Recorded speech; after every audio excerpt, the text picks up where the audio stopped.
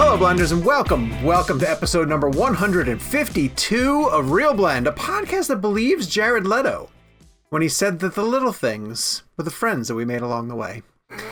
My name is Sean O'Connell, the managing editor here at Cinema Blend, and this week, Zack Snyder shows off his Joker. We do WandaVision, episode 4 talk. WandaVision. And John David Washington joins us to talk his new film, Malcolm and Marie. And, of course, a little Christopher Nolan and Tenet talk that we had to get in there. And he joins the coveted, small, and elite group of two-timers on the show. Yes, he does. Yes. So that's a very small, elite group of folks. Friend of the show. I like to refer to them as friend of the show in that point. And by friend of the show, I can only honestly mean that the most important friend of the show is Jake Hamilton of Fox 32 in Chicago, as well as Kevin McCarthy of Fox 5 in Washington, D.C. Hello, boys. How are you? You need better friends. That's not true. Not around here. And of course, please let's all remember producer Gabe, who is probably going to chime in with a few things now and again. Hi, Gabe. How are you? No, you're muted, Gabe. As well you should be. How's it going, guys? I'm good. It's very on I was hoping you just wouldn't Gabe. say anything at all. I'm returning to my silent roots. If you are watching us on YouTube, first off, hello. How's everybody doing? You can check and see what we're wearing. You can watch John David Washington because he's going to be a video interview later on this week. If you're listening to us where you get your podcast needs met, please go to the description down below and find out how to go over to YouTube and follow us along there. Give us a like and a subscribe. Of course, if you are still hoping to join the premium, we have information about how to get premium episodes, and we also have a store filled with cool Real Blend goodies. Go to cinemablend.com/shop and stock up on some Real Blend merch, including t-shirts and mugs and some other fun stuff like that. Why are you laughing at me, Gabe? Because I do that all the time as well. What, trying to say? Trying to say the merch? name of our own show. Yeah, Yeah, I've watched that a lot of times. All right, let's get right to the weekly poll so we can get through the news and all the other fun stuff we have to get to. Weekly poll. What is your most anticipated February movie? Jake, I gave the peoples 3 titles to choose from. Malcolm and Marie, in honor of John David Washington joining us this week. Sure. Judas and the Black Messiah, starring Daniel Kaluuya, and Cherry, starring Tom Holland, from our friends Joe and Anthony Russo. And then I also gave Something Else as an alternate. There were more February titles to pick from than I anticipated. When I looked at the stuff that's coming, I was like, oh, I could have put that. There's some bigger things coming this month. But of those March is going to be 3, insane. If we do that poll for March, it's going to be nuts. March is going to be nuts. But what do you think won of Malcolm, Judas, or Cherry? Based on the trailer, which I think is one of the best trailers in recent memory, I'm going to say Judas. Okay. Kev, what about you? Any thoughts? Let's say Malcolm and Marie. Judas and the Black Messiah is the winner. Judas got 37%, Cherry got 31%, Malcolm and Marie 16.3%, and then Something Else got 15.6%. So the point being, even though, we're in the front half of this year, this feels like one of those instances where the studios or the streamers that wanted to put some stuff that's awards friendly is working in their favor. Like getting Malcolm and Marie to drop onto Netflix around this time, getting Judas and the Black Messiah to come to theaters, select theaters and HBO Max, and then also having Cherry go to Apple TV. Those are really strong films, that are anchored primarily by really strong performances. And I think it's going to give film fans and people who listen to our show on the regular something fun to listen to. Gabe, did we get any other choices for Something Else, or did people, I don't really know what they put for their I saw a lot of people were being funny and said, what's a movie? Are there still movies? Do people still release movies? And I said, well, that's sad. That's sad.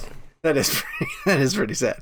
But honestly, we have had a chance to check out the majority of those. What? I was gonna say that. I mean, that's only sad if we're not actually getting big movies, but we're getting massive movies right now with massive movies to come. So it's not like we're not getting anything. Like I said, they thought they were funny. I didn't say they were funny. To be fair, they probably think that same thing about us every week. It's true. Oh, they think they're funny. All right. Well, then, without further ado, the star of Malcolm and Marie joined our show. John David Washington came back around, got into a really geeky conversation about preparation for Malcolm and Marie, got to explain some of the fun stuff about Tenet. Kevin asked him a really great question about fighting himself and how he learned how to do that. But why do you want to hear me talk about it? You want to hear him talk about it. So without further ado, the second Real Blend interview with John David Washington, this time without Christopher Nolan. Yeah. There he is. Hey. It's me again, man. I keep talking to you. Man, you got the pants on with it too, or you got shorts on? Oh, I got jogger pants on, but I actually wore this because this looks like the suit a little bit you wore in the kitchen scene in Tenet. Well done. Dude, I always love when you walk down the steps and you like sit there. I think you button your jacket and you're just standing there in the road when she drives away. It's so badass. So Thanks. Good to see you, man. So I'm dressed as you before Michael Caine. I'm all Brooks Brothers. Oh my God, John, we got to start before we even get into the interview. I don't know if you remember this, but you did this show paired with Christopher Nolan, and we did the stupidest thing where we asked him to scream Dunkirk at the end of it, because that's how we ended every episode of our show up until that point. And he was so uncomfortable doing it, and it was great because he did it, and we were thrilled. And you called him out immediately after. You were like, "You didn't commit to that, Chris." I said that. You said that to him. It was such a highlight for us. Well, because he's probably said it to me on set several times. So John David. I love the way he says my name too, John David. Like like sometimes I just straight up, like my mom calls me, like you straight up, like you in trouble. I love that. Nolan. All right, I'll kick us off. Congratulations on this brilliant film. Thank you so much for joining our Real Blend podcast. I kind of want to look at the domino effect of how directors affect you as you move through your career. So you obviously, I'm going to go to Spike Lee with BlacKkKlansman because that performance is brilliant. And I wanted to know what Spike gave you that you could use on something like Tenet.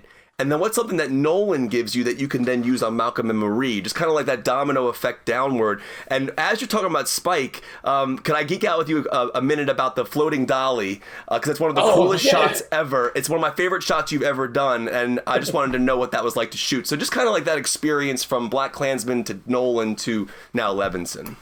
Okay. Spike Lee taught me once you land on set, everything's in play.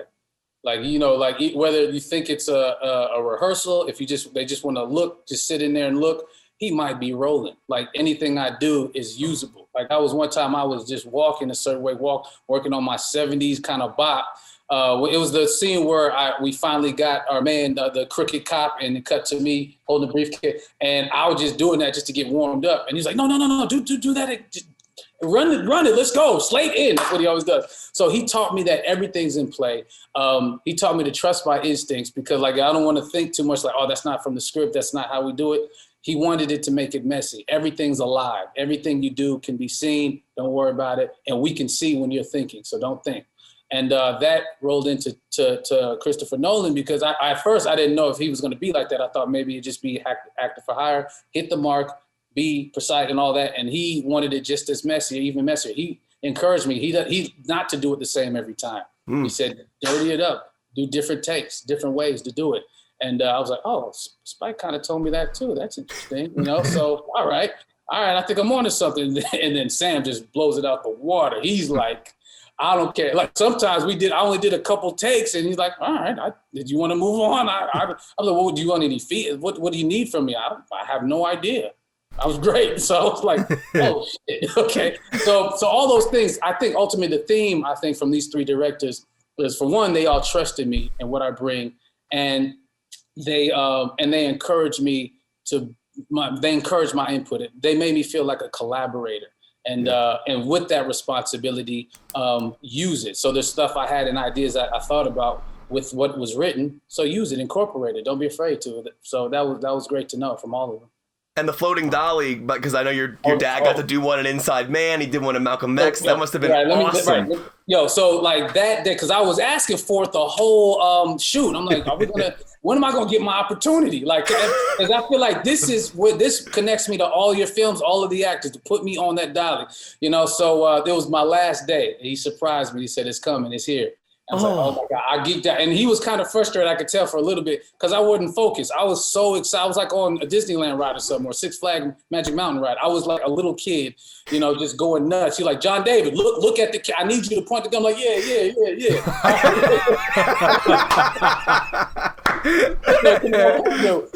fake performance because I was like so excited about it, man. That's so amazing. that was like, so to me, that connected me to from Crooklyn to Malcolm X to to Delroy to Denzel to Wesley to him to everybody. I felt like I was truly now part of the Spike family because he put me on the dial. The double. Amazing. That's amazing. I feel like you went from one director to the other who I would be terrified at the idea of being yelled at. Like the thought of Spike Lee or Chris Nolan yelling at me just is a terrifying thought. So the fact that you were playing around is pretty amazing. Yeah.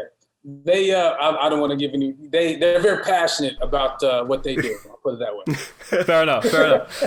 As I'm watching Malcolm and Marie, the whole time I'm thinking like I would pay top dollar to see you guys perform this live in front of me on stage. Like it really felt like this very sort of intimate kind of, obviously sort of it's this sort of closed set. You're in a house and it's just two people performing the entire time.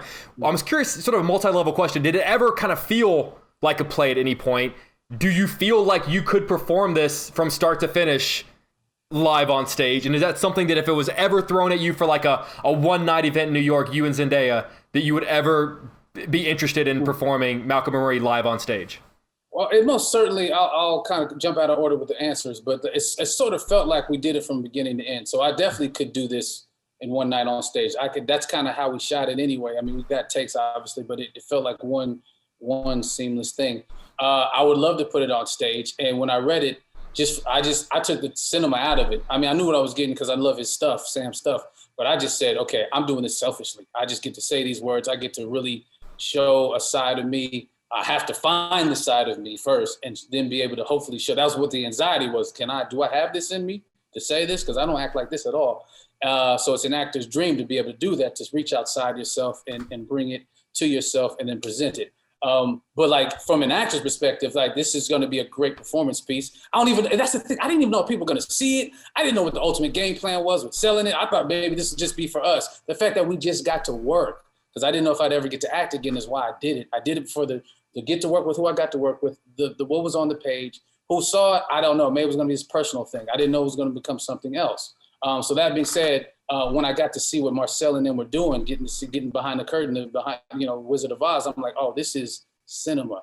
Like when they set up that shot outside after the third day, and I saw what they were doing, and we did it all. That was like a play. All of that was one take. The review was one take, all one. I'm like, and how they were capturing it, I'm like, oh, okay, so this is cinema. This is going to be beautiful. And thank God, because I thought the words were beautiful, and it was matched by how they captured it. Oh, John David, I'm so glad that you brought up the words, because that's exactly where I was going with it next. The screenplay, I mean, it cuts so deep so many times, right? Like, and I'm curious if is it the situation where there's lines of dialogue that you will have with you forever from this script? Like 30 years from now, you'll have lines of dialogue that you'll be able to remember. I'm always fascinated with actors, whether they memorize it for when they need it and then it's gone, they're on to the next thing, or is this like a script that's going to live inside of you? This, I'll be honest, no, I'm not off book anymore, only because I went to some places that really were healing for it. Helped to get that out, but like I was uncomfortable with because of me, right? That being said, I will read it. I think I'll read it every year. I think it's something that I would love to read just every year because I mean it's some of the best writing. I think he's a tremendous writer. He's so brilliant, and so that I'll revisit. But it also reminds me of where I was because when I hear it or read it, I'll be like, oh yeah, that's right. And then I thought, So I've kind of chosen to forget some stuff I do remember, but like the mac and cheese moments, like verbally abuse you, get the that, like stuff like that. Like, I always do that stuff, but I've kind of I'm not off book anymore. Gotcha. John David, you're so lucky and fortunate that you gotten to work on film for a lot of your big movies. Like you get to shoot on actual film. I think Spike shot 16 and 35 for Black Klansman. Obviously, Nolan shoots 65 mil IMAX and 65 mil, and then here Levinson shooting 35 mil black and white. And I'm watching this on my screen at home, and I'm just looking at the grain swimming in the screen. It's absolutely beautiful. And your character mentions at one point the digital versus film debate in the movie. I'm just curious where you fall on that. Like, what does it feel like to be captured on film? I mean, especially the 65 mil IMAX stuff you're doing in Tenet, and then 35 black and white here. What does film mean to you? Do you prefer it over digital? I don't want to get. Yeah, I do, honestly, but I love it all. Unfortunately, with the times we're in, I was hoping people were going to be able to see Malcolm and Marie in the theaters as well, because it's a different experience with the sound quality of it too, to really hear what these two lovebirds feel about each other. But yeah, there's something to it that makes it feel like we're sneaking in on them. That we're not watching a movie, but we're sort of peeping toms. I mean, the way the house was set up, the Caterpillar home, we're like almost like we're neighbors just watching. Oh, they at it again. There they go. And I think that Marcel and Sam and the quality of the filmmaking and what how they decided to shoot it. You know, that's awesome. That's awesome. Obviously, you and Zendaya walked into this film having different working relationships with Sam. Obviously, she's worked with him for a while because of Euphoria, and you're sort of coming in and kind of getting to know him personally and his style. I'm sort of curious the upside and the downside to that for you. Like, is there an upside to not having worked with this guy before? And I'm assuming the downside being that maybe that instant sort of working relationship wasn't as, that you didn't have that line of communication that he and Zendaya had already. Well, there's definitely could be a downside to not working with him, like if he were a different kind of person. But he's so welcoming, so warm. And when I met he and his wife at Sundance 2018, they saw my film. I didn't get to see Assassination Nation there. I saw it later. But, we were just fans of each other, So I knew that it was going to be a beautiful relationship going in. I didn't think I was going to get surprised by that. My sister had worked with him already, produced her on some things. So I knew them. Our ages, we know each other. So I knew what I was getting into. That being said, it was extremely intimidating because he and Zendaya are one. They have a language that I'm like, oh my God, okay, so I'm screwed. So that's what I felt like the first couple of days talking. Like, oh, I'm gonna fail them because they're finishing each other's sentences. They're laughing at jokes. I don't know. I don't even know the reference. I'm like, well, what? Wait, are we talking about America? Is this even English right now? What are y'all talking about? But that was a beautiful thing, and I caught up eventually. But I found myself always having to catch up because they're brilliant. They're a great team, and they're going to continue to make great stuff. In any kind of argument, the audience is going to take sides throughout it, like as it's playing out. Yeah. So I want to know what kind of conversations you guys had about whose side you thought you wanted the audience to be on at different points, or did you even think that far ahead? Great question. Hell yes. I would tell Sam all the time, I'm like, Sam, the people are going to hate me. Are you familiar with the cancel culture? Brother, man, what are you doing? Because he wanted to add some more stuff. I'm like, no, I'm not saying that. We're not doing that. I'll say that, but I'll do it in a different way. I'll subvert the thing because that's crazy. So I thought we always talked about they'll be on my side. Maybe I thought they were going to be on my side because of the cheating thing, but then he just goes, but that's the point. He goes too far. He always goes too far, but she pushes him. So we talked about that. Yeah, I think everybody's going to side with, I'm not going to lie. I'm just saying, I think everybody's going to side with Marie because that's what it's been. Even my mom, I think she might have even sided with Marie. She didn't. She said maybe, but she goes back and forth. I think that's the point. A lot of people go back and forth, but I've heard a lot of people siding with her. So funny. John David, I'm actually interested in dialogue delivery. I mean, there's literally a moment in the film where you speak so much dialogue that your character falls onto the couch completely out of breath. And I wanted to know, in a moment like that, is that an actual out of breath moment? Are you acting that you're out of breath? Does Sam just capture you falling over like that? I mean, I know it's blocked out, but those moments are very interesting. They feel like they're so immersive and real. I appreciate that question. That section outside was not blocked out. I think that's why he kept the camera where it was, because I was just going. We knew that was the set that we're going to be in this area, but it wasn't come here for this, come here for that. It was whatever you do. That's why we came back and did it again 3 times because he when I started yelling at the tree, he said, "Oh, we gotta do that," because I guess they wanted to capture it differently. So they set it up and they said, "Go." They unleashed unleash me to the wild. And so there's a section like when he says, right, that's why Spike Lee made things like this. And I hope that I forget the words now, but if you notice, I'm starting to actually lose breath. I started to hyperventilate a little bit. Like you can hear it in my voice if you really know my voice. And so I was wiped out. That was really, because it was a lot of words and we didn't stop. We just kept going. So I wasn't acting that. So the fall over was improv? The fall over was blocked, but right before was not. Okay. Right before was not, but the fall over was. But I felt like I needed to stop. You know what I'm saying? It's like I actually felt like I needed to stop. I was getting dizzy. Wow. That's amazing. Wow. That is amazing. John David, Kevin and I were sort of chatting a little bit before you popped on earlier, and we were both saying how great it's been to be able to chat with you as often as we have this early in your career. Like, you came into my studio here in Chicago for BlacKkKlansman. Obviously, we all got you for Tenet. Now we're getting you for Malcolm and Marie. And we were saying, like, oh, it's so great because we all kind of feel like we're building this relationship with you, and that you're just probably, minutes away from becoming like one of the biggest stars on the planet. And we're like, oh, that'd be really great if he liked us whenever that happened. And we're just sort of curious, like, as you're kind of going through press and you're kind of sort of like, are you starting to kind of develop like relationships with reporters? Are you sort of seeing like different reporters that you like or different styles of interviewing that you like?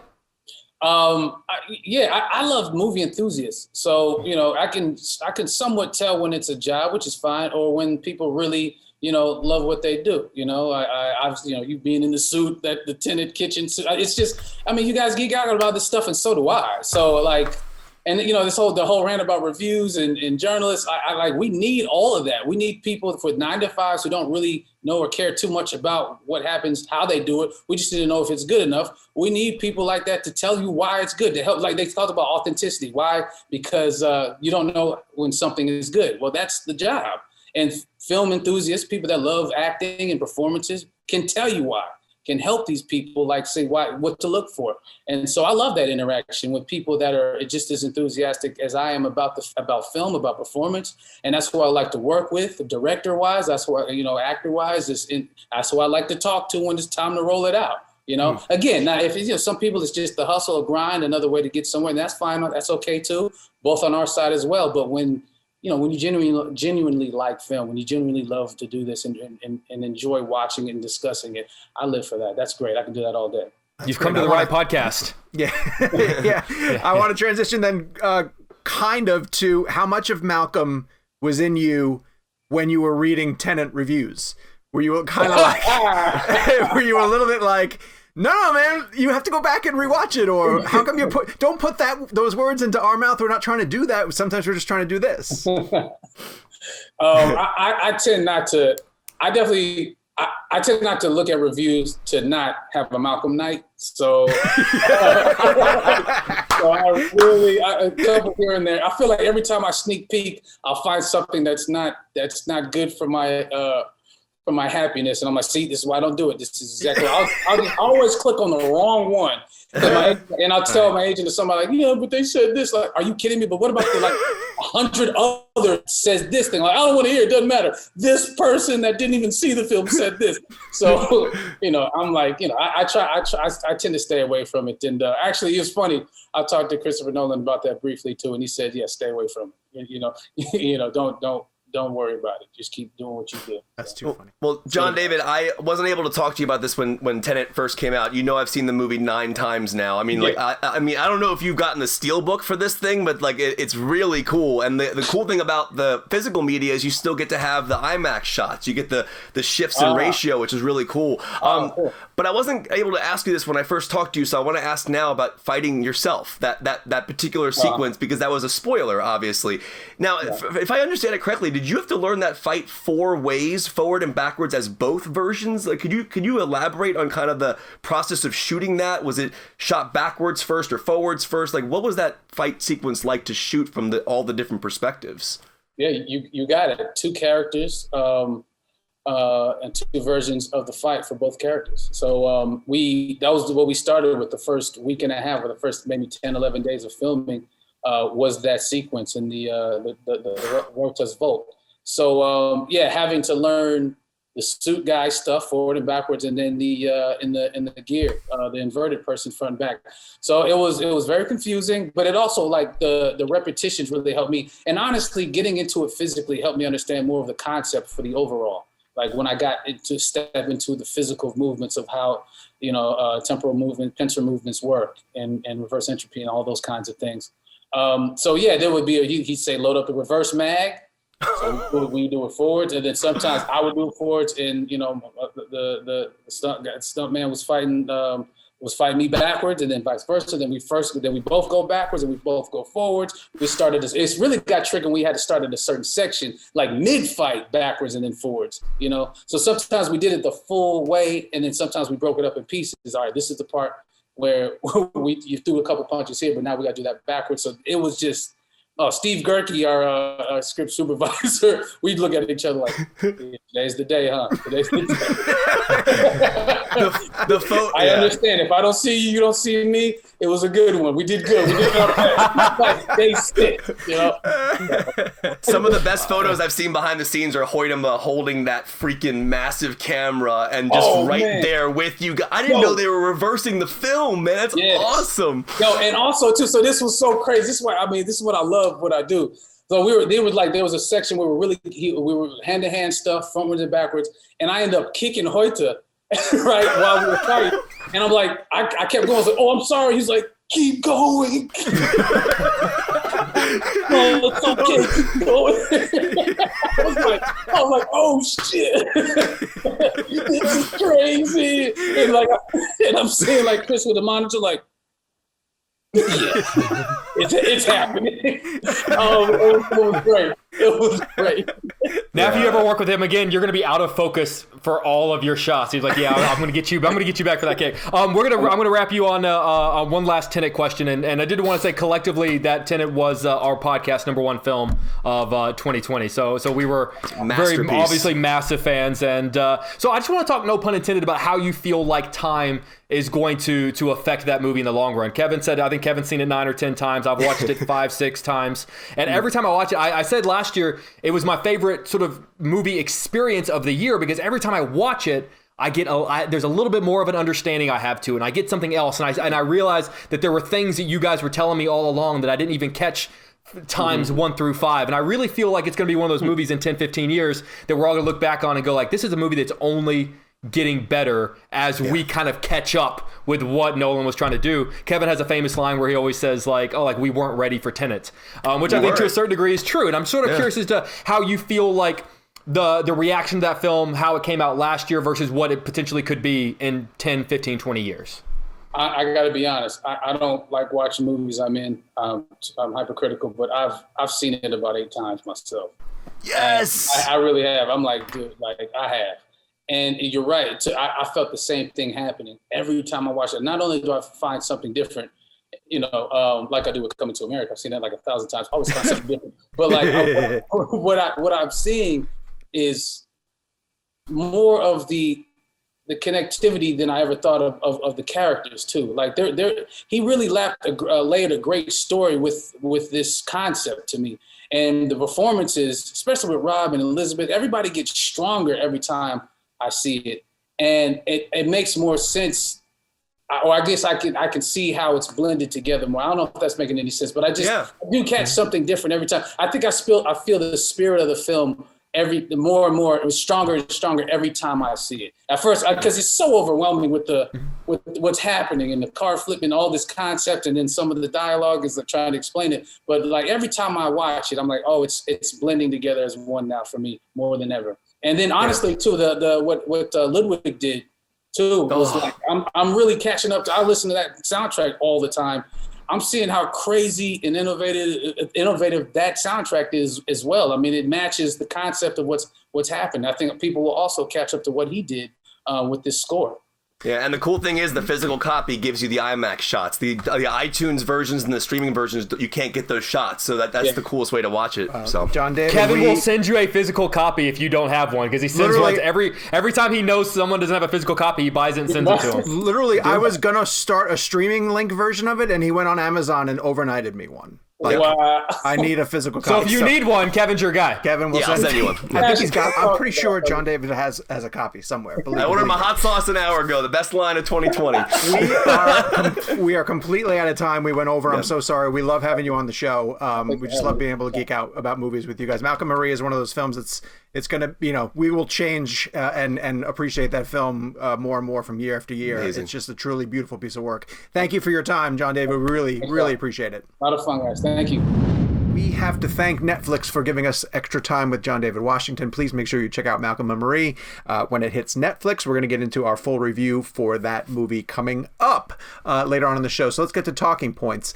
By the time you guys listen to this one, and this is just through planning and timing, it's not like this is breaking on us or anything, but you will have heard the Golden Globe nominations. So make sure you tune into next week's episode for us to give a full breakdown analysis. This was pretty much the only day this week that we were able to record. I'm curious to see what does well. I'm curious to see if there's any real surprises. I'm curious if any of these sort of last minute additions end up becoming movies that, didn't come out technically in 2020, but still get to compete for the award season this year. Looking ahead to some news that's coming out, we got into a conversation before the show even started because John M. Chu, the director, has been tapped to direct an adaptation of Wicked, the musical. And this is a project that's been bouncing around for a long time. I think at one point they wanted to do a film adaptation with the two original stars of the show, which would, if I'm right, it's Kristen Chenoweth and Idina Menzel. Is that right? Adela Dazeem. Yes, right. But they're not the ones who are still going to be doing it, are they? Is that the case? By the time then for a while, people thought Lea Michele might be. Oh, interesting. involved. Okay. But I think at this point, enough time has passed. Yeah. Because they're kind of supposed to be in grade school. Oh, are right? they? See, I don't even really remember that. That's the whole point, that they go off to this school together, right? Okay. Are we talking about the same movie? I mean, the same musical? Because Jake said before the show that he doesn't like Wicked. That's not what I said. It's kind of what you said. I said the first half of Wicked is really good. The second half, and I said all the songs that people know, like all the good songs, yes, are in the first half. Let It Go. Then it goes. Do you want to build a snowman? Like that's Wicked, isn't it? Wicked is the one that's interspersed throughout The Wizard of Oz, is it not? It's like a Wizard of Oz prequel, and then the last 30 minutes is while Wizard of Oz is going on. That's the best part. That's what I loved. Gabe, back me up. That's what I loved about Wicked, is that it let you see the events of The Wizard of Oz through somebody else's perspective. Yeah, it completely changes the way you see The Wizard of Oz. Yes. Which is fun. I thought that Because, was really when's great. the last time The Wizard of Oz was fresh for So anybody? did Judy. Doesn't make it any good. Judy was good. She got Was it? nominated. Stop. You can't just do that. That's not criticism. You can't just turn around and say, was it? And think that that's your criticism. You have to give some context, some structure to that. Look, okay, so for Wicked, I just think all the songs that are good are in the first half. I don't think it's nearly as good of a show as everyone else thinks it does. I think it just kind of got synonymous with that thing you do when you go to New York. I think if I were going to go do the cliche New York Broadway thing, I would go see a much better show and go see Lion King, which is a great show. Well, it's because now that thing is Hamilton, right? Essentially. Yeah, I guess Hamilton has crossed the threshold of. Especially I think a big part of it is when these things go on tour, right? They start as this elite, members only, exclusive club that you brag about having gone to, because the only way you could see it is if you go see it in New York and you're able to somehow get tickets. Yeah. And then once it goes on tour, that exclusivity, that coolness club is gone a little bit, because then it opens up to everybody. It's like how, we treat movies when we see them at junkets. And when they actually come out, we're like, you guys are still talking about that? Jeez, we've moved on. It's Quiet Place 2. Tell everybody. I'm done talking about that movie. It's a year away from coming out. I know. I tell everybody I know that I've seen it. Michelle, because John Krasinski just hosted Saturday Night Live. And I said, I can't believe that his movie hasn't come out yet. Michelle's like, which movie? I was like, Quiet Place 2. She's like, they made a 2? I was like, yes, they did. And it was supposed to come out. Did they book this hosting of SNL to coincide with what they thought was going to be the release date for A Quiet Place 2? I'm not sure. Like Daniel, you know how like Daniel Craig hosted SNL? Yeah. Like back when Bond was supposed to come out? Oh, and then Chalamet did it when Dune was supposed to come out. Yes. Yeah. SNL doesn't change. They just keep going full steam ahead. I can't wait till Scarlett Johansson hosts right That's before. no joke. She actually really might. Right before Black Widow. Or Vin Diesel right before. I want to see Vin Diesel host Saturday Night Live. Right I actually before. kind of really do too. Just to see the train wreck F9. that would be. All right. I don't have no. Listen. You can tell me that Wicked's coming, and I'll believe it when I see it because it feels like that's one of those musical adaptations that have been kicking around for a really, really long time. Yeah, they've been talking about it for a long time. I'm excited for it because one, I think he's a really good director, really creative director. He is. But I think the fact that He's doing In the Heights too, isn't he? yes, In the Heights.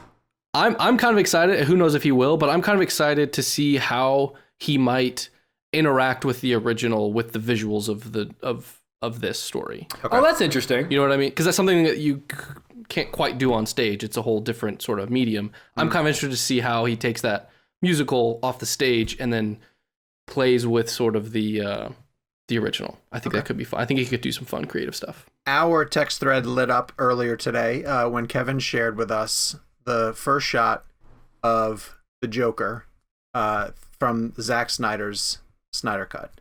Again in black and white, a little bit out of focus. Kev, what were your thoughts when you first saw Snyder dropping a tease of Leto in the Snyder Cut? I was just happy to see him post about it, you know. I don't know, the image is interesting, right? I'm not really entirely sure what I'm looking at. It kind of reminded me of Ledger's Joker a little bit in the background, but I don't know. I could be wrong. I'm not really sure. Some people were saying it reminded him a little bit of Joaquin's also. Mm-hmm. Yeah. It's just a haunting image. Yeah. It looked, it's disturbing. I didn't even think about it. Like, we all just interviewed him, and he had, like, the Jesus look. Like, he had, like, long hair and the beard. And he has talked about he just filmed stuff with Snyder not too long ago, which means we're getting a long-haired, bearded Joker? You know, maybe, maybe not. And I'll bring up something I also just watched a couple days ago, which is Rosario Dawson's transformation into Ahsoka Tano. Mm-hmm. Like, did you watch that time-lapse video? That was really cool. It's very cool, and it reminds you just how much work they put into somebody when they take on a role to be on screen, right? So Leto could have that long hair, and it could just get, bundled up and then put a cap on it, sort of thing. It's stunning when you think about the amount of work that goes into physically transforming somebody to take on that part. Yeah. But it does look like he has longer hair. Well, in the picture, it looks like someone out of focus, because it looks like someone else is holding the Joker card. Right. And then my impression was that it was the Joker in the distance who was out of focus. With like those rubber gloves. They have like rubber gloves on. Yeah. Which is never, you don't use them for any sort of good. You're either scrubbing a toilet or you're cleaning up a murder, essentially, at that point. That's the only thing that those gloves are good for. I think it says that on the packaging. Please use when scrubbing toilets or cleaning up after murder, which theoretically Jared Leto could be doing in any film of his. So I'm intrigued to see how it works out. People are asking, like, where does the Joker fit in to the Snyder Cut? And, I don't know. It's a 4-hour movie. I feel like we're going to be amazed at all the people that are able to fit into a 4-hour movie. Yes, and I do believe that there is going to be use of Joker in the Nightmare sequence, similar to what you got in BVS, but they're going to do a longer one in Justice League, where Batman is going to have to team up with any of the people who are left to rise up against Darkseid and his minions, and one of the people who is going to have to be his ally is Jared Leto's Joker. And there's going to be a lot of tension between the two because Leto's Joker killed Batman's Robin. That suit. Are we going to get more on that? Cave. I'm not sure if you're going to get much about it in Justice League, but Zack has talked about wanting to do maybe a spin-off episode or something that would explore Joker doing that kind of thing. Mm. So I think he knows kind of the story and knows where he wants to go with it, but it depends on how much he's able to continue to do. So the fact that he's teasing out an image of his Joker, and sort of pulling in David Ayer at the same time and saying, hey, thanks for creating this version of the character. I'm glad that our worlds got to sort of smash together. Let me ask you guys this too. what do you think is the reality? I know that I'm immersed in this side of the story, but this Ayer cut, the David Ayer cut of Suicide Squad, as being something that could land on HBO Max. What's the feasibility of it if the Snyder cut does pretty well? Kev, do you think that that's a possibility? 100%, and Snyder's going to produce it. Oh, you think so? Yep. Nice. Jakey, is that something you want to see? Yeah, 100%. You know, I flashback a year and a half, and I wouldn't have thought the Snyder cut was actually going to happen. Right. So now I would say anything's possible. I do think that all eyes, not just at Warner Brothers, but at a lot of different studios, are watching to see how this unfolds, to see how big of a measurable success that this thing is. Because I think if it ends up being huge for Warner Brothers and for HBO Max, you know, I don't think the buck stops at the Ayer cut. I think we start looking at a lot of directors stepping up and going, hey, you know, which I'm of two minds about, but you tweeted out something, Sean. I think I was complaining about something about that very idea, right? Okay. Of multiple directors stepping up and going, or fans saying, oh, I want this director's different version. And then I was sort of complaining about that. And you brought up an interesting point on Twitter, which was like, well, you don't have to watch it. Just because it exists, you don't have to. Right. And I really started thinking about that, and then I just thought, like, you're absolutely right. Like, what is the absolute worst case scenario that, like, multiple versions of a especially if it's a notably bad movie. Now, granted, sometimes when it comes to something like Blade Runner, you get a little like, wait, which version is it, and which one do I watch? And it gets a little, and then with Alien. On HBO Max, there's a director's cut, and I didn't know what's in the director's cut, but apparently in the director's cut, they find the captain later on in the movie, which I did not know was a thing. No, I didn't know that either. He's like cocooned or something. Okay.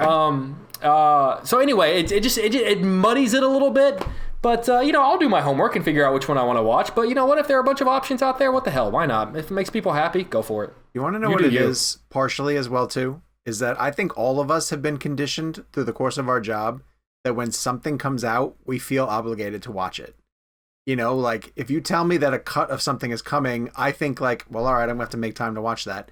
Mm-hmm. When you just said something out loud that, like, I rarely often think, but it's like, I don't have to watch that. You don't have to. I can always just turn around and say, like, no, I don't have to. And that's becoming much easier nowadays with streaming. Like, there's a flood of things that hit streaming, especially Netflix, that I'm just like, I don't have to watch that. That's okay. And within a week or two, it's moved on. Yeah. And that's sort of gone. So in fact, isn't there a part of you that, like, whenever you decide to not watch something and then it turns out to be a hit, you're sort of like, shit, I gotta go back and watch that. Yeah. I still, and I'm not going to because I know I'm not the audience for it. I haven't seen Bridgerton. I don't think I'm gonna watch Bridgerton. I have little to no interest in Bridgerton. Right. If Bridgerton makes you happy, wonderful. Right. Amazing. Kevin, I know you watch it with Lauren. I ain't married. I'm single. I don't have to watch Bridgerton. Therefore, I ain't going to watch it. Kev, did you watch the whole thing with Lauren? Just the last 4 episodes. Okay. Yeah. Because I tried to watch the beginning of it with Michelle, and I punched out after the 3rd episode. I was just all the crazy stuff happens episode 5, 6, 7, and 8. So. Okay. And by crazy stuff, you mean the sex stuff. Hey. Yeah. I mean, it's like porn, basically. Jeez. I mean, I'm not joking. That's what it is. Yeah. I know that there's like a whole, like a world of films that's like To All the Boys I've Loved Before and movies like that I know are really popular, but I'm just never going to catch up with them. You know, like I'm not going to see them. And they all have that dude. Who's the dude who's going to be in the new Netflix GameStop Wall Street movie? Noah Centineo. Oh, like they all have that guy. Like he is like the Netflix. I saw someone tweet that was like what Netflix executive did Noah see hit a kid with their car? Because he is in like every Netflix movie. That's every pitch at Netflix is, all right, so we start with Noah Centineo. They're in $200 million. What is he going to be doing in this one? He's sitting off in the side holding pictures of the car accident. That's horrible. All right, let's get to when all of this stuff is hitting streaming and the things that really stick, in my opinion. And part of this is why I was arguing that I thought the Snyder Cut should have gone episodic. And there's a lot of conversation about why that's not happening and why it's going as a feature film. Is because of the way that it generates conversation. The way that WandaVision has been generating conversation. As people stick with it and get deeper and deeper into the mystery and figure out what's going on. And so we're going to talk about episode 4 of WandaVision right now. Everyone's seen it, right? Everyone in this show has seen it. If you would like to skip ahead because you're not caught up yet, go to the show notes down below. It will tell you where to skip to this week in movies because it's like 28 minutes. Just pause this and go watch it. Or do that. Well, but they might have to watch like all 4 episodes. Maybe they haven't started the show. Then why are you listening to this show? It's true. If you've made it this far with us, you probably want to watch it.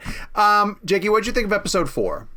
I loved it. I loved the context. I liked sort of, I'm a big fan of things that make you retroactively like things in the past better. Like Age of Ultron? Episode 4, and nothing makes me like Age of Ultron, but more. And here's the deal. I liked the first 3 episodes of WandaVision. I liked them with the sort of the guise of, well, it depends on whether or not it sticks the landing, right? Like let's see where it's going, and then a future episode will kind of determine how I ultimately end up feeling about 1, 2, and 3. And 4 kind of confirmed a lot of suspicions I had, which is that obviously it's Wanda and she's kind of created this world probably to deal with the grief of losing Vision.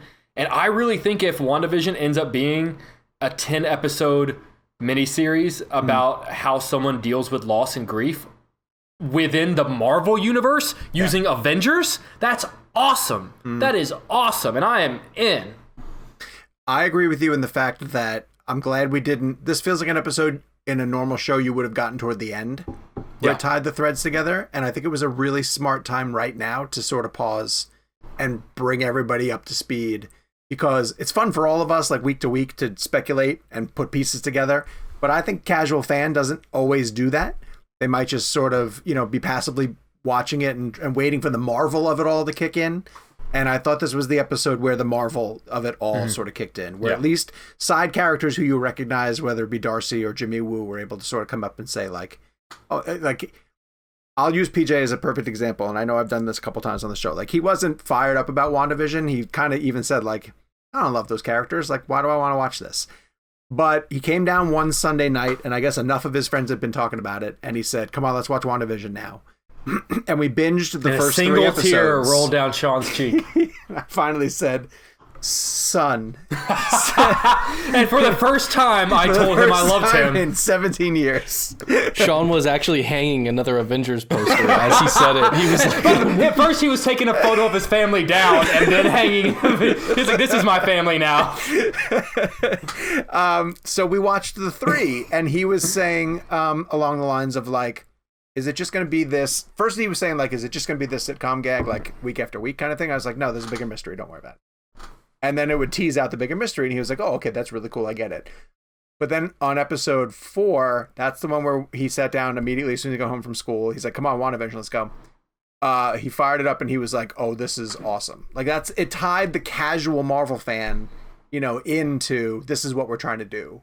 That was a really great way for it to go forward. And, of course, I'm more fascinated now about what direction they're going to go into. Kev, where are you at in terms of the show? You all in? You think Marvel TV is working?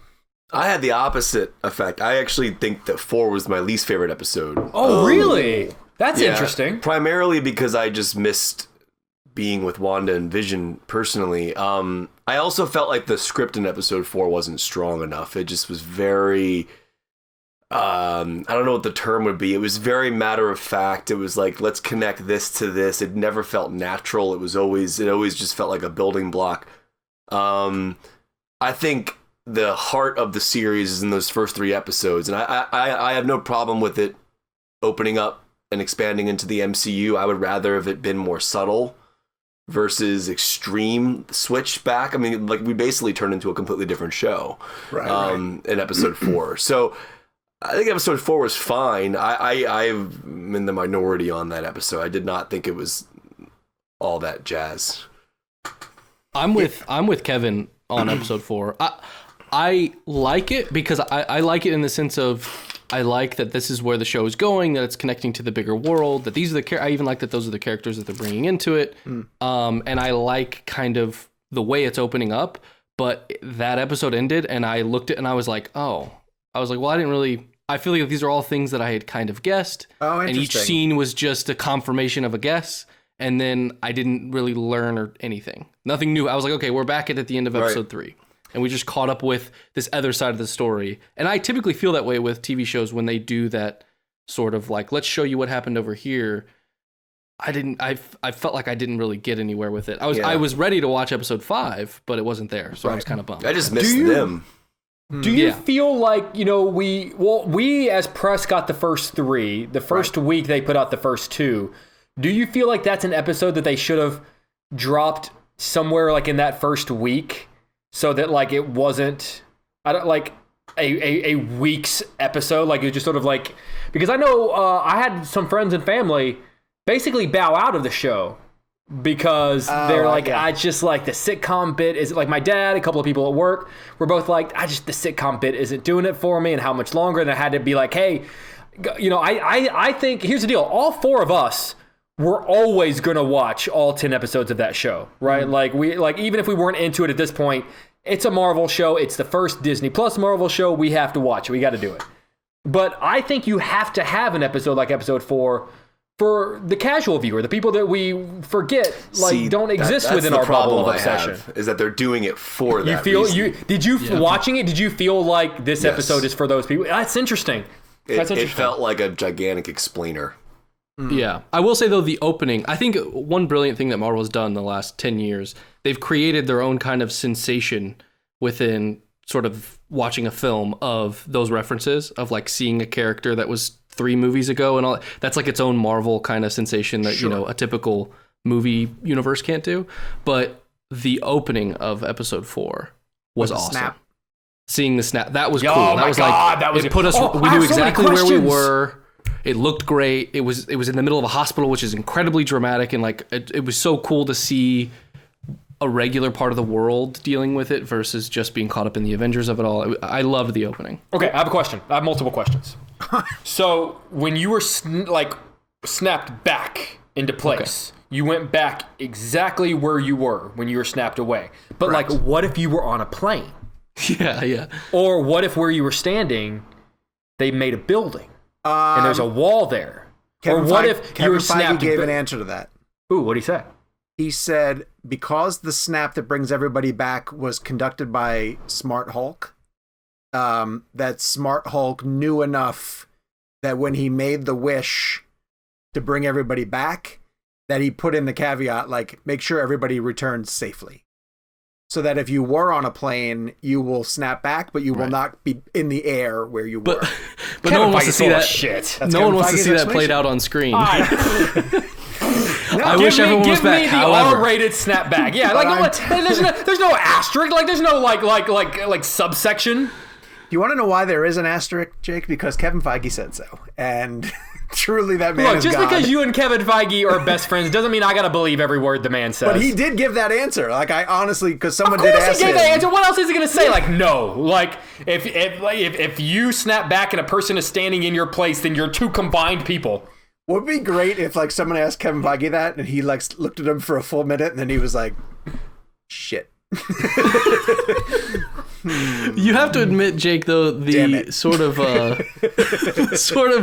ridiculousness of your question, in the sense that you're like, okay, so you snap your fingers and everyone disappears, and you're like, that's logical. Yeah. That's logical. So far, I'm with you. Yeah.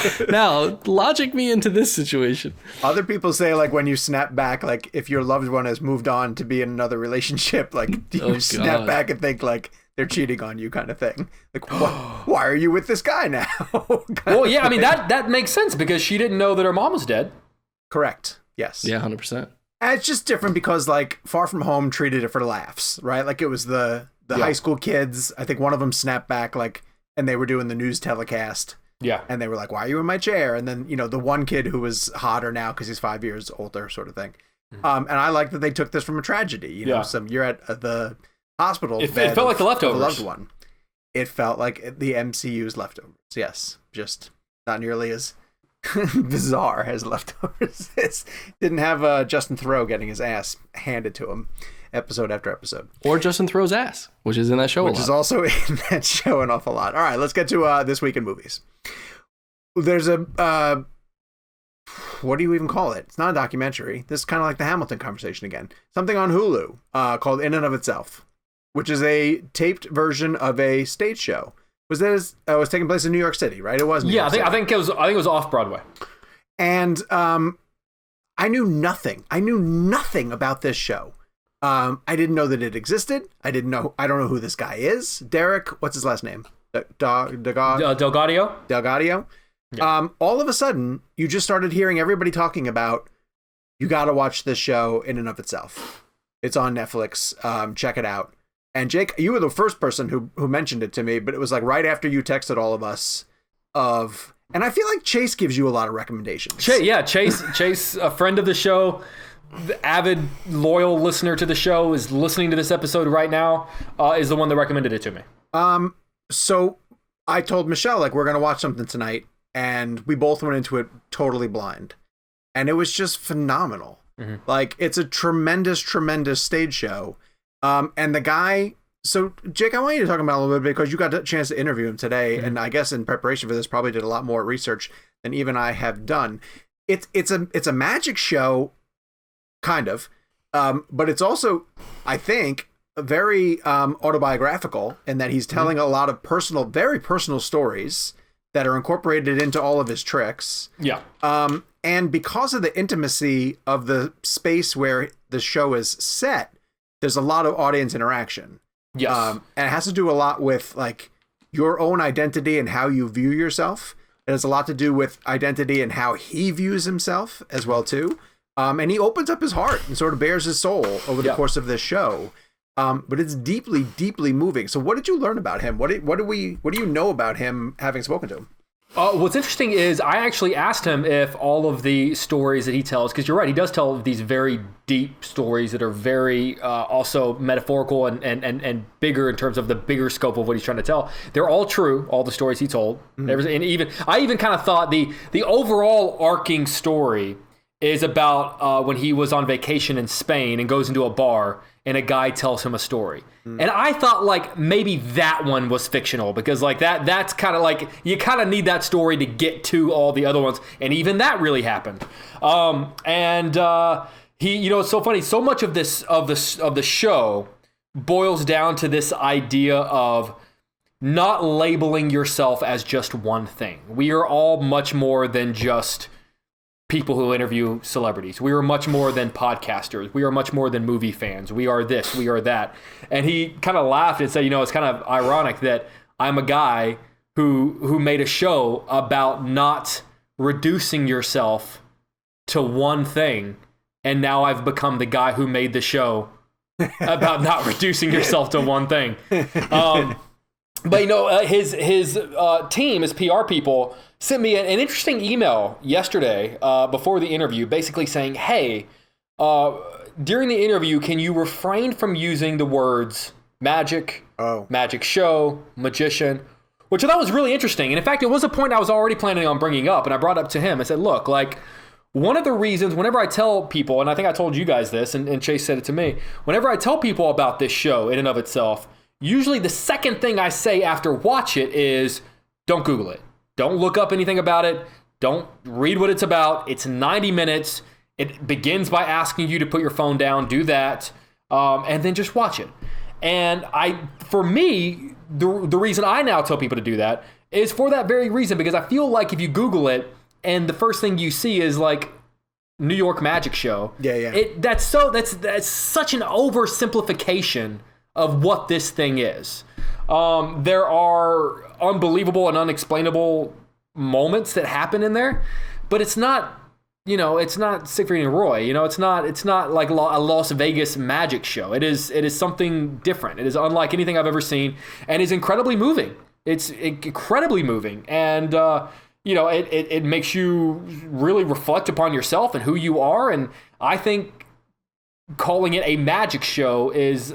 And again, not a slight to magic shows because magic's great, but like that's dismissive of what this thing is, and it's very autobiographical, and it's a profound thing. Kev, how did you connect to it? Yeah, I thought it was incredible. Everything Jake said, it's just very well done. Shot really well, directed really well. I think that I'm still questioning whether or not what he's doing is some type of supernatural element. I don't know. I have no idea how he did it. So I like it a lot. There are absolutely tricks that he pulls off in this show that I didn't, and I think I've watched a number of like illusionists or magicians sort of, and you're right, I don't want to dismiss him to that level because he seems to sort of tear down the wall between a trick, like the tricks are interactive to the point where he turns over this one book which we were discussing before the show started, and he asks the people to essentially write like what's going to happen in the rest of the story kind of thing, and it's reliant on that person returning the next day and sharing the book and being part of the show. You're part of the show. And there's this amazing part in the beginning where there are all of these I am stickers or cards or descriptions. They're like one word descriptions that they want you to pick the one that most relates to you. And he goes to the audience at one point and just identifies what card each person picked just by it really. But in the process of doing it, he's making a much bigger point, of saying, like Jake said, you are so much more than that, and it led to a really long conversation that Michelle and I had of like, we both instantly knew, like we were confident enough that we're not defined by a single label kind of thing. And that was comforting, to at least say like, all right, I've accomplished enough in my world that I'm not like, and then we started talking about like, well, which one would we grab? Like what would be the determining factor if I had to sort of boil it all down to one. So I don't know. I still find it really interesting. So if you haven't yet checked out In and of Itself, it is available on Hulu, and I think all three of us highly recommend it. As well as Bliss. Oh, or maybe not so much. Jake, tell us about Salma Hayek and Owen Wilson in Bliss. What is it even about? So it's basically about a guy played by Owen Wilson. I'm with you. Yeah, it really thinks it's like the next Matrix. It really wants to be or thinks it is. Owen Wilson plays a guy who is sort of in this mundane existence and comes across a woman in a bar named Salma Hayek who claims that the reality around them is not the real reality and that the people around them are not real. And at first you're kind of meant to believe that maybe she's crazy, and you're kind of questioning whether or not, okay, it's like as an audience member, am I supposed to wonder whether or not, kind of at first it made me think of, do you remember that movie, Safety Not Guaranteed? Yeah. Where a guy was going to like time travel. Oh, it's a great movie. And the guy was going to time travel, and the whole movie, you don't know whether or not, like, is he crazy or is he actually real? Is it, Yeah. That's a really fun example of what I thought this movie was going to be. I thought this movie was going to be the same thing. We're like, is she crazy? Are they actually in an alternate reality? And it ends up being the most dull, mundane, incoherent, poorly acted movie I've seen in years. It's not even a fun, it's so bad, like I gotta see it to see how bad it is. You ever watch a movie where like the dialogue is so weirdly complicated that you're not entirely sure that the actors even know what they're saying? They're just kind of saying words. Yeah. And you feel like if you were on set and said like, pause, explain to me what you're saying, that they couldn't actually do it. Yeah. That's how I felt about Owen Wilson and Salma Hayek. That like, they're just reciting lines. And these are both like good actors. I think Owen Wilson can be good when the role is right for him. And Salma Hayek obviously is a great actress. They're bad in this because I don't think that they actually get it or buy into it or it's just... Kevin, what did you think? I haven't seen it. Oh, don't, dude. I haven't seen it. Don't. It's bad. It leads me to believe that they maybe thought it was something else. Like sometimes you sign up for a project and it's sold to you a specific way. And then as it plays out, you're like, oh, this isn't it. Here's what I'll tell you. The best part of the movie is when Bill Nye the Science Guy shows up. Okay. Okay. There you playing go. himself? Nope. Oh. He wears a bow tie, though. All right. Let's get to Malcolm and Marie. Yes. Latest film from Netflix. John David Washington and Zendaya. Just essentially Zendaya? Yeah. For sure? Zendaya. Yep. I'm going to go with Zendaya. You're going wrong. Just tearing into each other for the better part of 2 hours. Kev, what are your thoughts on Malcolm and Marie? Do you think that it's an awards contender going forward for either of these two? Yeah, I loved it. Just it's beautifully filmed and performed and written and very interesting talk or very interesting idea about our industry and relationships, and I really liked it a lot. I think it's worth seeing for sure. I loved it. I don't know if I liked it as much as you guys did. Really?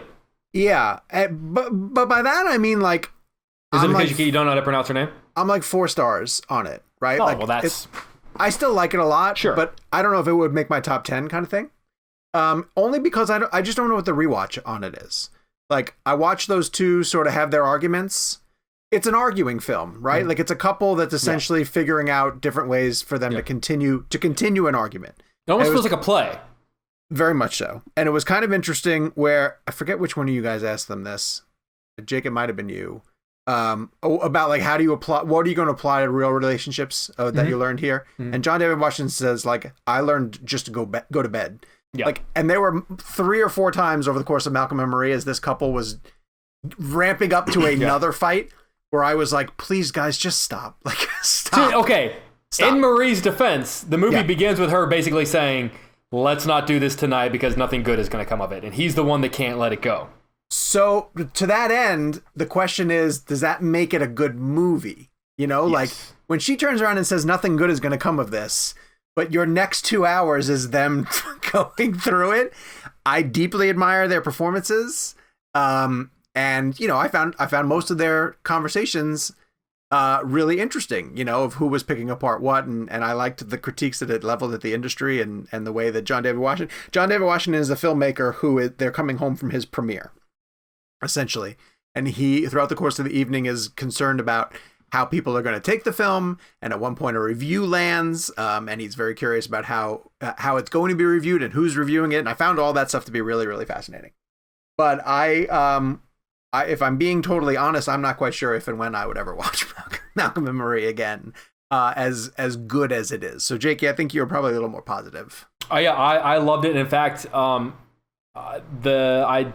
we did the junket on a Saturday. I watched it for the first time on a Friday, and then that Saturday morning turned it on again just to hear, because I think the conversations, I think the screenplay by Sam Levinson is just beautiful. I think it just sings. I think it's beautiful. I think the black and white cinematography is gorgeous, and just I think it's just a powerhouse. Just watching the two of them, but also, and I've said this before on the show, I'm a sucker for like scene chewing, I love a good cliche Oscar moment of like the really yelling and screaming, like the subtleties of Nomadland don't work as well for me as the screaming and scene chewing of a Malcolm and Marie. Right. I've seen 2 movies so far this year that I think have a real damn good shot at being on my top 10 list at the end of the year, and Malcolm and Marie is one of them. And The Little Things is the other one? Bliss. Fantastic. It's Bliss. All right, so check out Malcolm and Marie, which is coming to Netflix right now. Wait, Kevin, Kevin was into it? Oh, I loved it. Yeah. I loved it. Sorry. Yeah. He went early. And then go check out both of their interviews with the cast on their YouTube channels. Kev, did you post yours? Yeah, mine's up. Okay, on their respective YouTube channels. Don't worry about mine. Watching mine. You can't. Why? What's the matter with yours? It's fine. It's great. Watch it. Yeah. Kev, it's better than mine because mine doesn't exist. Doesn't exist. I did not get Malcolm nor Marie. Well, we got Malcolm for this show. Yeah. So my favorite junket line in regards to not getting something is, I turned them down after I wasn't invited. Yes, I have to use that one for Malcolm and Marie. Also on Netflix, staying on the Netflix bandwagon, this week's blend game is #Terrence Blanchard blend. Oscar-winning composer Gabe. Help me out here. Oof. Gabe, you had one job to do. What the hell are you doing? Oscar nominated, I want to believe. I'll kick off Terrence Blanchard blend. Obviously, longtime collaborator with Spike Lee. I'm annoyed that this is my pick because it's his most recent, but I'm going with Defy Bloods. And I went back and listened to a number of his scores leading up to this, and he does so many things really, really well. He can do playful.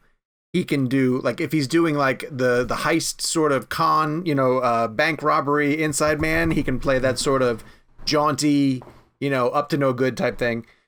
He can fit into multiple periods. I've seen him do that before.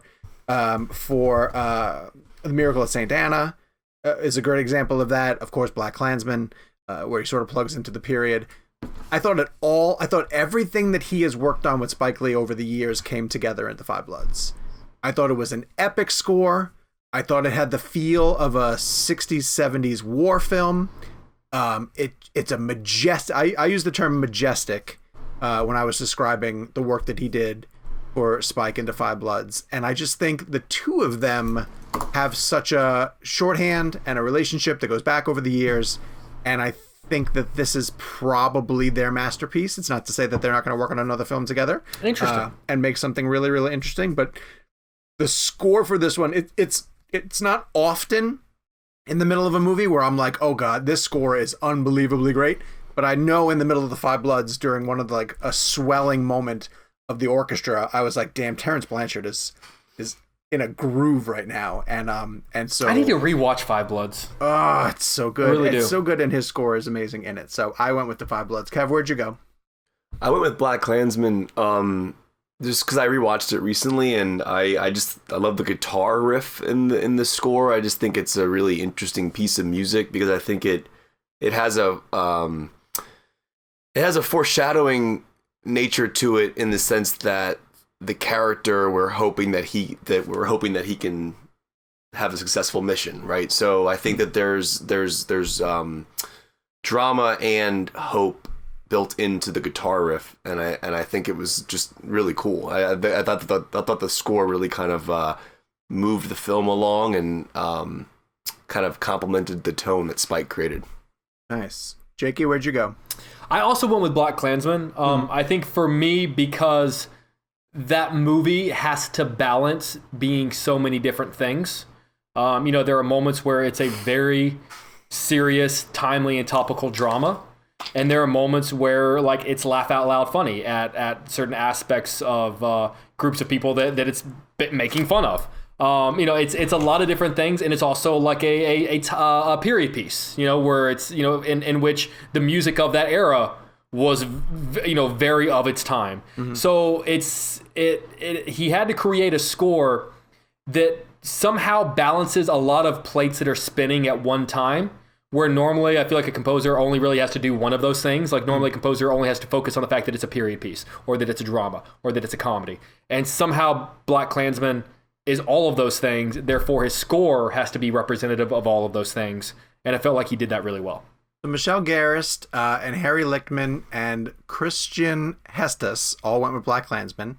VA Film Buff, Rachel K.H. and John Palmer went with Malcolm X. I thought about Malcolm. That was my knee-jerk reaction at first. That's another really tremendous score. Because that's got to cover a life. Did we ever find out if he won the Oscar? I don't think he did yet. He was nominated for Black Klansman. Okay. But that's the only thing he's ever been nominated for. He didn't get nominated for Malcolm X?